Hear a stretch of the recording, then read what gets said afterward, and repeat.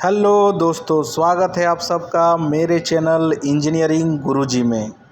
आज के इस वीडियो में हम लोग गियर पंप के बारे में जानेंगे, जिसको पॉजिटिव डिस्प्लेसमेंट पंप के कैटेगरी में आता है। एक आता है एक्सटर्नल गियर पंप और दूसरा आता है इंटरनल गियर पंप। इसके दो टाइप होते हैं। इसके बारे में जानेंगे, इसके इंटरनल पार्ट्स के बारे में जानेंगे, किस तरह से वर्क करता है और इस पंप का इस्तेमाल क्यों किया जाता है उसके बारे में भी जानेंगे। तो वीडियो बहुत नॉलेजेबल होने वाला है। अगर चैनल में नए हैं तो अभी तुरंत चैनल को सब्सक्राइब कर लीजिए और बेल आइकन को प्रेस कर दीजिए, जिससे आप लोगों को रेगुलर नोटिफिकेशन मिलते रहेगा। और चैनल का मेंबरशिप अभी तक ज्वाइन नहीं किए हैं तो तुरंत जाके मेंबरशिप ज्वाइन कर लीजिए। तो चलिए करते हैं वीडियो को शुरू। ये एक पॉजिटिव डिस्प्लेसमेंट पंप के कैटेगरी में आता है और इसके दो प्रकार होते हैं। एक होता है इंटरनल गियर पंप और दूसरा होता है एक्सटर्नल गियर पंप। इसका इस्तेमाल ज़्यादातर हाइड्रोलिक के जो ऑयल होते हैं उस जगह पे, हाइड्रोलिक पंप के जगह पे इस तरह का गियर पंप का इस्तेमाल ज़्यादा किया जाता है। और इसके अभी हम लोग इंटरनल पार्ट्स के बारे में जानेंगे कि इसके अंदर क्या क्या पार्ट्स रहता है और किस तरह से ये वर्किंग करता है। इसका वर्किंग जानना बहुत ज़रूरी है। तो पहले जानते हैं हम लोग एक्सटर्नल गियर पंप के बारे में। एक्सटर्नल गियर पंप का ये एक डायग्राम है, इसको हम लोग समझते हैं। इससे आप लोगों को अच्छी तरह से एक्सटर्नल गियर पंप के बारे में पता चल जाएगा। तो पहला जो देख रहे हैं इसका ये ड्राइव शाफ्ट है। इसका एक ही ड्राइव रहता है, बट अंदर में दो गियर लगे हुए रहते हैं। एक ड्राइव गियर रहता है, दूसरा आइडल गियर रहता है, जो कि उसके साथ मेश में फिट रहता है। जब ड्राइव गियर घूमेगा तो उसके साथ जो आइडल गियर है वो भी घूमना स्टार्ट होगा।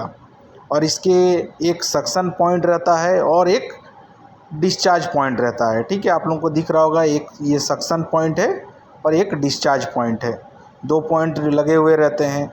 एक सील लगा हुआ रहता है। सील इसलिए लगा हुआ रहता है कि जो अंदर में लिक्विड है वो ड्राइव शाफ्ट की ओर से बाहर की ओर ना निकल जाए, इसके लिए सील का इस्तेमाल किया जाता है। इसके अंदर बेयरिंग, 4 बेयरिंग भी लगे हुए रहते हैं। बूश बेयरिंग लगे हुए हैं। बहुत सारे पंप ऐसे भी रहते हैं जिस पे नॉर्मल बेयरिंग लगे हुए रहते हैं। बूश बेयरिंग का भी इस्तेमाल किया जाता है और नॉर्मल बेयरिंग का भी इस्तेमाल इस तरह के पंप के अंदर किया जाता है। एक जो देख रहे हैं आप लोग, ये एक केसिंग का गैस्किट है। इसको सील जो लिखा हुआ है ये एक गैस्किट है। ओ रिंग भी लगा हुआ रहता है बहुत बार इसके केसिंग को सील करने के लिए। और ऊपर जो दिख रहा है आप लोगों को वो उसका केसिंग है। सेम ये जो पार्ट्स देख रहे हैं आप, जब एक्सटर्नल गियर पंप को डिसमेंटल करोगे तो उसके अंदर यही सारा पार्ट्स आपको देखने को मिल जाएगा। तो इस पंप का इस्तेमाल क्यों किया जाता है इसको भी हम लोग समझ लेते हैं। इस पंप का इस्तेमाल इसलिए किया जाता है क्योंकि इसका जो प्रेशर जो जनरेट करता है ये एक्यूरेट प्रेशर का जो फ्लो है वो देते रहता है।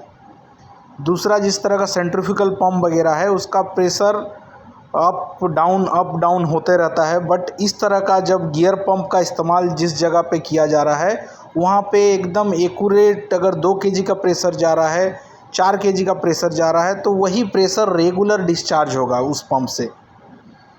तो उस तरह के इक्विपमेंट में इस तरह का गियर पंप यूज किया जाता है। ज़्यादातर ये आप लोगों को हाइड्रोलिक का जो एरिया रहता है, हाइड्रोलिक पावर पैक का पंप वगैरह में कोई हाइड्रोलिक इक्विपमेंट लगा हुआ है उसको ऑपरेट कराने के लिए इस तरह का पंप का इस्तेमाल ज़्यादा किया जाता है, एक्सटर्नल गियर पंप का भी और इंटरनल गियर पंप का भी।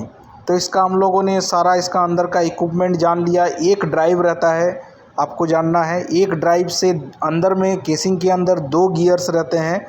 दोनों गियर एक ही ड्राइव से ड्राइव होता है। एक ड्राइव गियर रहता है जो कि आइडल गियर को उसके साथ मेश करके घुमाता है साथ में। इसके अंदर 4 बियरिंग लगे रहते हैं। ड्राइव के साइड में 2 बियरिंग और नॉन ड्राइव साइड की ओर में 2 बियरिंग। केसिंग को सील करने के लिए गैस्किट डाला जाता है या ओरिंग फिटिंग किया हुआ रहता है।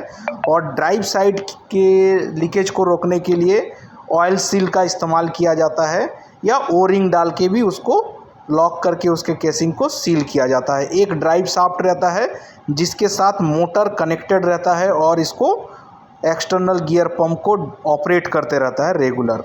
अब जानते हैं इंटरनल गियर पंप के बारे में। इंटरनल गियर पंप में भी आपको दिख रहा है एक केसिंग है।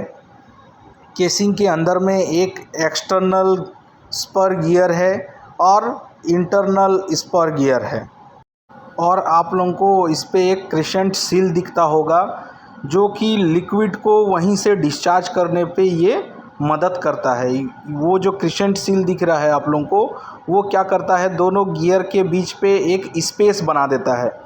उसी स्पेस का वजह से आपका इनलेट पोर्ट जो दिख रहा है आप लोगों को, वहाँ से लिक्विड जाके और आउटलेट पोर्ट से डिस्चार्ज होना स्टार्ट हो जाता है रेगुलर।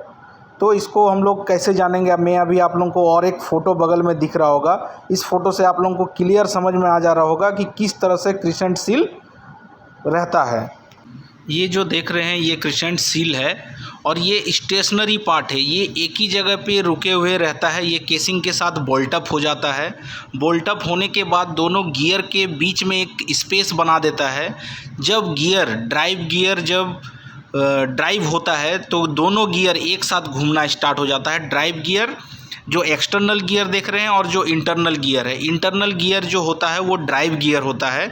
जब ड्राइव गियर घूमता है तब क्या करता है, एक्सटर्नल गियर को भी साथ में घुमाना स्टार्ट करता है। जब दोनों गियर घूमते हैं तब क्रिसेंट सील क्या करता है, दोनों गियर के बीच पे एक स्पेस बना देता है, और उसी स्पेस की वजह से लिक्विड उसके अंदर इनलेट होता है और डिस्चार्ज होना स्टार्ट होता है। उसी स्पेस की वजह से वो स्पेस क्या करता है, एक प्रेशर क्रिएट करता है, वैक्यूम प्रेशर क्रिएट करता है, जिसकी वजह से वो लिक्विड को सक्शन करके और डिस्चार्ज करना स्टार्ट कर देता है। इस तरह का भी पंप आपको हाइड्रोलिक एरिया में देखने को मिल जाएगा। तो जब इस तरह का पंप आप डिसमेंटल करो तो इस तरह के आपको एक्सटर्नल गियर दिखेंगे, इंटरनल गियर दिखेंगे, ठीक है, क्रिसेंट सील दिखेगा आपको। तो यही सारे इक्विपमेंट आपको इंटरनल गियर पंप के अंदर में देखने को मिल जाएगा। और इस पे भी ज़्यादा कुछ डैमेज नहीं होता है। इसके ओरिंग सील वगैरह ज़्यादातर डैमेज होते हैं, गियर वगैरह बहुत रेयर केस में डैमेज होता है, इंटरनल गियर पंप का भी और एक्सटर्नल गियर पंप का भी।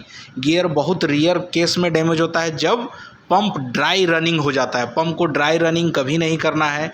अगर पंप सक्शन डिस्चार्ज सही से नहीं कर रहा तो आप देखिए उसका सक्शन पोर्ट सही से क्लीन है कि नहीं, स्टेनर वगैरह लगा हुआ रहता है, उसको चेक करना है।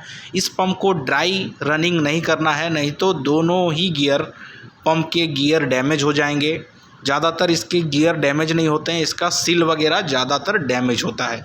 तो सील वगैरह नॉर्मल चेंज कर दीजिएगा तो इक्विपमेंट फिर से रनिंग हो जाएगा। ठीक है दोस्तों, तो आज के वीडियो में इतना ही। अगर इस वीडियो से कुछ भी अच्छा आपको नॉलेज मिला है तो अभी तुरंत चैनल को सब्सक्राइब कर लीजिए और बेल आइकन को प्रेस कर दीजिए, जिससे आप लोगों को रेगुलर नोटिफिकेशन मिलते रहेगा। और चैनल का मेंबरशिप अभी तक ज्वाइन नहीं किए हैं तो तुरंत जाकर अभी मेंबरशिप ज्वाइन कर लीजिए। मिलते हैं नेक्स्ट वीडियो में, तब तक के लिए बाय बाय दोस्तों।